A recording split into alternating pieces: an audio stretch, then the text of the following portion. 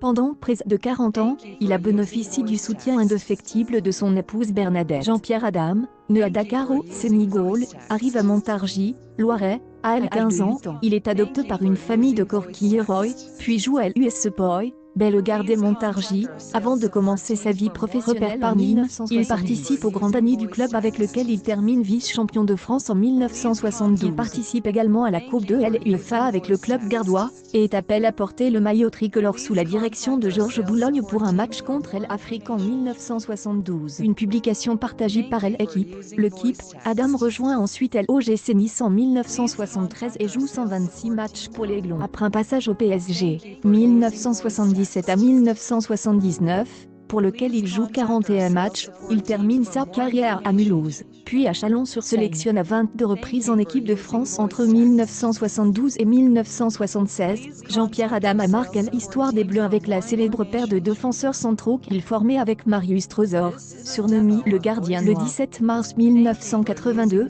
le destin de Jean-Pierre Adam va ce jour-là. Celui qui avait formé un duo de choc avec Marius Trésor dans les années 1970 après est alors qu'il est à l'hôpital Édouard Thériault de Lyon suite à une rupture des ligaments du genou. Une pensée forte pour cette femme qui a veillé sur lui pendant 39 ans.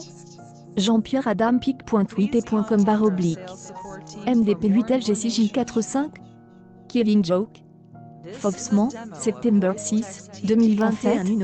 C'est aussi ce qui penser pour un tout va bien, je suis en pleine. Je vais être père à 11 ans. Pense à moi quand même, mais viens me chercher dans 8 jours. Et n'oublie pas une paire de buckles à ce moment-là, a-t-il dit à sa femme. Thèse de Jean-Pierre Adam qu'il repose enfin en pic.tweet.com DHCKMZ50JL Sam Dagou, September 6, 2021. Malheureusement, tout ne est pas la phrase que vous pouvez lire ci-dessus, et la dernière de Jean. En effet, l'ancien sportif ne est plus jamais revêt. Cela est dû à une succession d'erreurs dramatiques de la part des stagiaires qui et mélange, un seul anesthésiste sur place en raison d'une grippe à l'hôpital. Voilà comment une vie peut s'arrêter en quelques secondes. Jean-Pierre Adam a souffert d'un bronchospasme, son cerveau a été privé d'oxygène, créant des dommages irréversibles, et il est tombé dans un état végétal. Après être renseigné sur les hôpitaux susceptibles de l'accueillir, Bernadette, sa femme, a décidé de le ramener à la maison. C'est ainsi que, pendant près de 40 ans, elle vivra à son chevet. Sa plus grande crainte,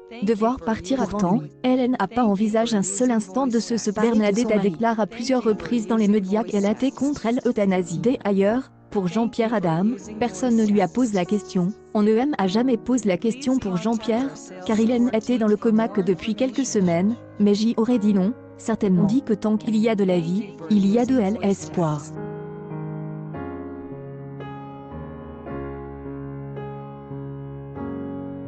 Eh bien, aujourd'hui, cet espoir est définitivement atteint. Le lundi accueille Actualité en direct alerte. Desde un joueur de l'équipe de France de football.